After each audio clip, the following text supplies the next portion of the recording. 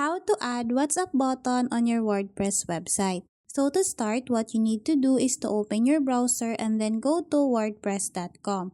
Once you're on the website, simply log in or sign in to your account. And then once you're logged in, go to the left part of the screen and then scroll down and look for the plugins option. Simply tap on this one. And then after that, go to the search bar and then type here join chat.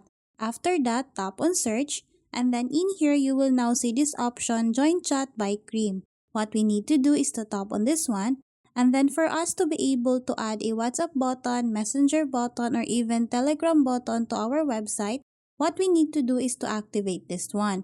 And then once it's activated, you will be able to insert a contact button for WhatsApp on your website.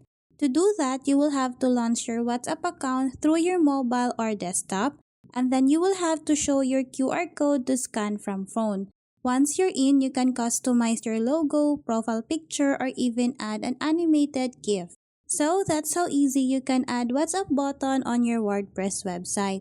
Thanks for watching, and if you find this video helpful, please don't forget to subscribe, hit the like button, and then the notification bell so you won't miss any of our future videos. See you on the next one!